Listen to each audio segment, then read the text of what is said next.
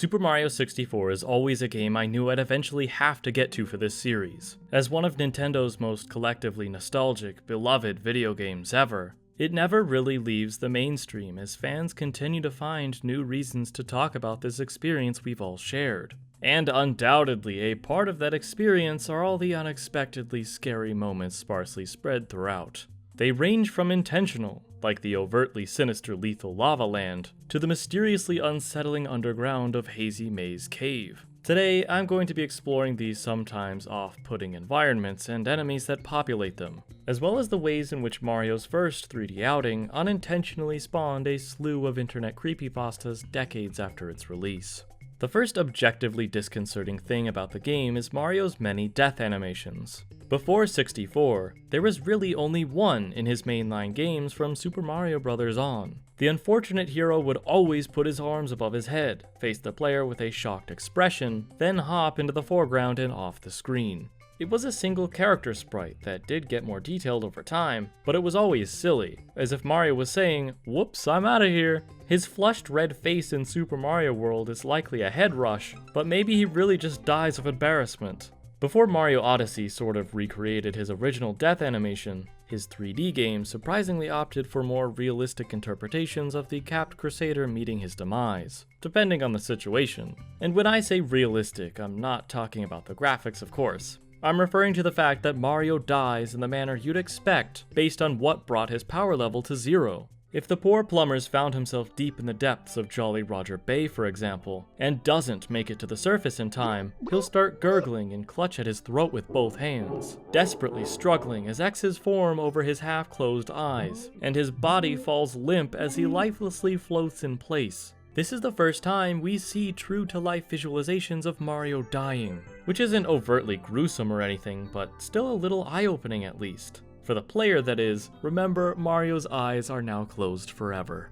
Equally shocking is a section of the aforementioned Hazy Maze Cave, filled with toxic greenish-yellow gas only Swoops and oxygen mask-wearing Snuffits can safely be exposed to. After incessantly coughing while waving his hands side to side in an attempt to clear the air, his pupils again suddenly turn into X's, as he chokes while covering his hands over his mouth. Then he silently falls onto his back, with both feet sticking straight up in the noxious air, like a poisoned bug. If Mario passes out, by being knocked onto his back, he'll reach out with his arm, only to exhaustedly drop it in defeat. If he's pushed onto his stomach, he'll attempt to get back up but ultimately collapse. Falling from too great a height or being badly burned results in a dizzy flail, until he slumps onto his rear, while getting squashed leaves the mustachioed man comically flattened like a Crash Bandicoot gag. Death by electrocution would become far worse in Mario Galaxy, but this game's not too far behind as he uniquely ragdolls onto his side. Succumbing to the namesake sand of Shifting Sandland deserves special mention, as Mario either sinks slowly and lifts his hand up before becoming totally consumed, or immediately gets swallowed up by this darker quicksand. The pyramid is his tomb now. Speaking of being eaten, he can also become a delicious snack for Bubba/Big Bertha/Boss Bass, who devours him whole without a chance to make it out alive. However, Unagi the eel is perhaps the most infamous of many horrific underwater Nintendo creatures, as a giant red monster with dilated pupils and fanged teeth that make up a voracious maw.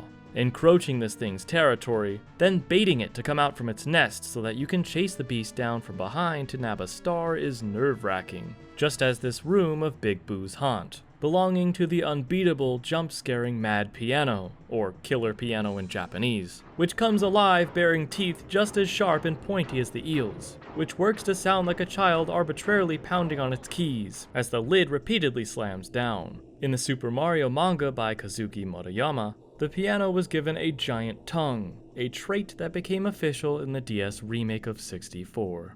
Mr. I isn't an invincible menace as it has a weakness, but that hardly detracts from its fear factor, as it's still a giant spinning projectile-firing eyeball that can gaze into Mario and the player's soul. Super Paper Mario describes him as a big, juicy, unblinking, ever-watching eye. Gross. Besides an actual great white shark, there aren't too many more enemies here that can make a child cry. But this game's Pokemodel sure is a contender, with its hollowed black eyes and red stare.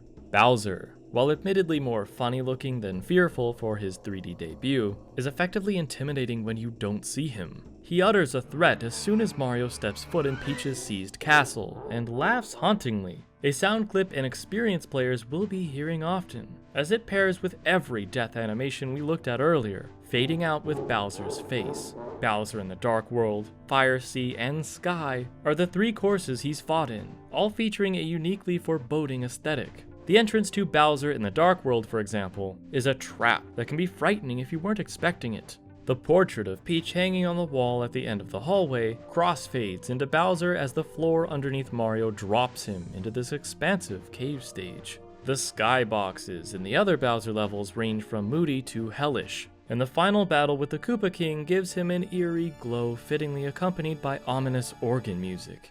Wet Dry World's surreal background was made using photographs of a real Middle Eastern city, uncannily photoshopped to appear as if it's underwater. This course's ambience in general is odd. Entering its painting portal drops Mario off in what seems to be an abandoned construction site. This fenced-off corner of the map is a gateway to an inexplicable empty downtown area, filled with what appears to be human-made buildings, such as this church behind the plaza. Confirmed by the official strategy guide by Nintendo Power, the rising floodwaters seem to have driven away all the inhabitants of this strange village. Nowadays, deep-diving fans can jointly insist that Wet Dry World has a negative emotional aura tied to it. And while I can't say I believe in that sentiment, I do understand, as it's an effective phrase coined to help explain the air of this undeniably claustrophobic, uniquely lonely level. Similarly, the Secret Aquarium is an enclosed, isolated room filled to the brim with water, which is anxiety-provoking, as entering the level dumps Mario in here with no warning, forcing the player to continually grab oxygen-providing coins, lest we see Mario drown again. Like the other worlds within paintings, this room is disconnected from the rest of the castle, existing as a separate space floating in an undefined void-like sky. Big Boo's Haunt is a miniature ghost-occupied mansion, cryptically contained inside of a tiny birdcage. Once Mario shrinks down to enter the level, he's trapped inside its insurmountably tall walls. Looking past the fence reveals an endless night sky above the silhouette of a dense forest and underneath a full moon. The droning, dissonant, moan-filled background track is combined with a perpetual howling wind to create a perfectly evocative atmosphere, which really pays off when juxtaposed with the whimsical accordion music as part of Big Boo's merry-go-round. Then there's the previously mentioned Lethal Lava Land, and the most devilish thing about it, the portal leading there. This painting depicts a smiling inferno, a flame with a face. It wears a wicked expression, and honestly, I'm surprised Mario had the courage to jump in here. Hey, at least he can bring a buddy along. To wrap up this topic of eerie locations in the castle is the castle itself. Apparently, Bowser has trapped all of Mario's friends, namely Princess Peach and her subjects, in the walls of the now empty castle. According to the game's instruction manual too, Bowser plans to convert the residents of the painting world into monsters, and if nothing is done, all those monsters will overflow from inside the painting. To stop this from happening by confronting Bowser at the top of the tower, Mario must collect 70 stars to solve the mystery of the endless stairs that lead to his arch-rival. This room is tinted a dark shade of crimson, much like the Game Over screen, and as Mario climbs the eternal stairs, a music track plays that incorporates what's known as the Shepherd scale, an audio illusion comprised of notes that seem to ascend or descend forever, yet also never seem to get much higher or lower than when they started. This illusion of infinite movement, paired with the physicality of Mario never making it to the top without the required star power, or a certain glitch, makes for a chilling set piece that's hard to forget. So hard to forget, in fact, that your subconscious may just turn it into a lovely little nightmare or two.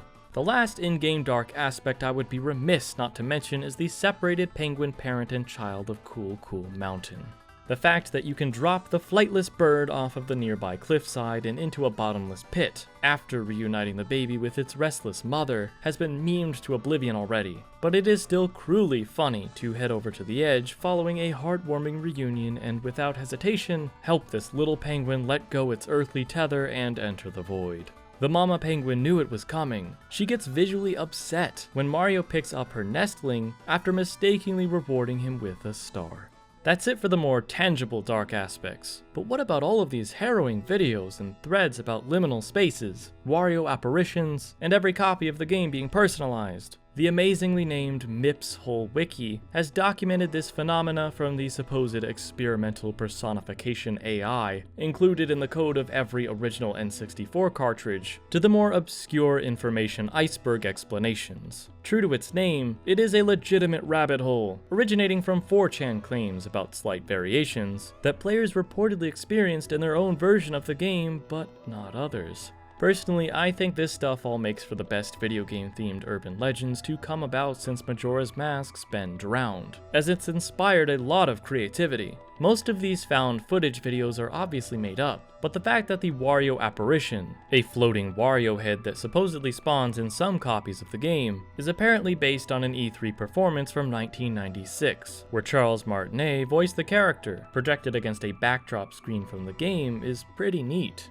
As for the every copy is personalized claims, I do think that some of the people coming forward genuinely believe their story to be the truth, and that this is all just a case of mass misremembering. I don't care that it isn't real, I simply think it's interesting to imagine, and I've enjoyed what people have cooked up as a result. That's all I had for the dark aspects of Mario 64. I'm going to soldier on with a few more N64 themed videos, so please consider subscribing and sticking around with the channel for a while, as new episodes come out at least once a month. Thank you all for watching, I hope you had fun. Thank you so much for playing my game.